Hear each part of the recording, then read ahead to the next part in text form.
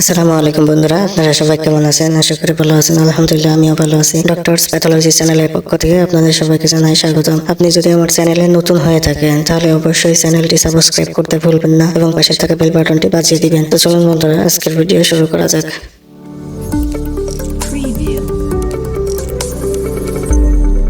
আজকে আপনাদের সামনে এমন একটি বিষয় নিয়ে আলোচনা করব, সেটা হলো শিশুদের দাঁত ওঠা দেরি কেন হয় সেই বিষয় নিয়ে। আজকে আপনাদের সামনে এমন একটি গুরুত্বপূর্ণ বিষয় নিয়ে আলোকপাত করব, যেটা এর আগে কেউ কখনো বলেনি এবং এই বিষয়টি আমি নিজে চাক্ষুষ পরীক্ষিত। গুরুত্বপূর্ণ টপিক সম্পর্কে জানতে হলে ভিডিওটি না টেনে সম্পূর্ণ দেখুন। আপনাদের ফ্যামিলির ঘর আলোকিত করা যে সন্তান পৃথিবীতে আসে, সে বাচ্চার দাঁত উঠতে যদি বিলম্ব হয়, কোনো কিছু খাইতে না চায়, কোনো কিছু খাইতে না পারে, তখন আপনার কেমন লাগবে একটু ভাবুন তো। হ্যাঁ, এমন ঘটনা আমার সাথেও ঘটেছে।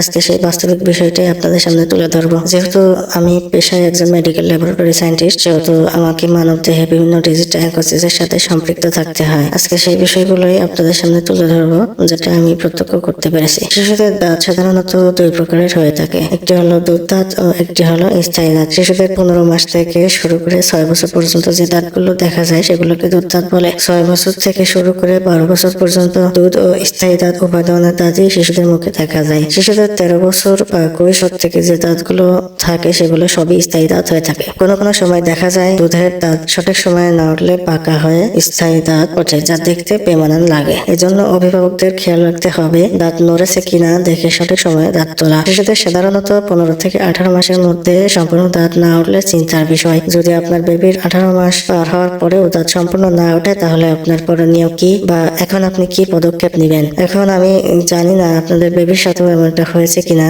তবে আমি কিন্তু ভুক্তভোগী। বাচ্চাদের দাঁত দেরিতে ওঠার কয়েকটি ক্রাইটেরিয়া রয়েছে। প্রথমত, যদি কোনো বাচ্চার মা প্রি ম্যাচিউর বা 37 সপ্তাহের পূর্বে প্রি বার্থ সন্তান প্রসব করে, সে বাচ্চার দাঁত দেরিতে উঠতে পারে। দ্বিতীয়ত, জিনগত কারণে অর্থাৎ বংশগতভাবে বাচ্চার বাবা মার দাঁত উঠতে দেরি হলেও শিশুর দাঁত উঠতে দেরি হতে পারে। তৃতীয়ত, শিশুর চোয়াল বা মাড়িতে দাঁত না আসার কারণ শারীরিক জটিলতা ও ইনফেকশনের কারণেও হতে পারে। চতুর্থত, বাচ্চার দেহে অপুষ্টি জনিত রোগ যেমন খনিজ, আয়রন, ক্যালসিয়াম, ভিটামিন ডি ও থাইরয়েড জনিত সমস্যা, ডাউন সিনড্রোমের কারণেও দাঁত দেরিতে উঠতে পারে। এবার আসি, যে সমস্ত বিষয়গুলো আপনাদের সামনে তুলে ধরলাম সেগুলোর একটি সিমটমও যদি আপনার বাচ্চার সাথে হয়ে থাকে, তাহলে দেরি না করে দন্ত চিকিৎসক অথবা পেডিয়াট্রিক স্পেশালিস্টের শরণাপন্ন হন। আমি এই বিষয়গুলো আগে থেকে জানি বলে আমার বেবিকে প্রয়োজনীয় ওষুধ দিয়েছি ও পরীক্ষা নিরীক্ষা করিয়েছি। এখন আলহামদুলিল্লাহ আমার বাচ্চার 2 বছর পরে মুখে সবগুলো দাঁত উঠতে শুরু করেছে। সুতরাং আপনার বাচ্চাদের এই ধরনের সিমটম দেখতে পেলে দেরি না করে বিশেষজ্ঞ চিকিৎসকের শরণাপন্ন হন। ইনশাল্লাহ আপনার বাচ্চার দাঁতও সম্পূর্ণভাবে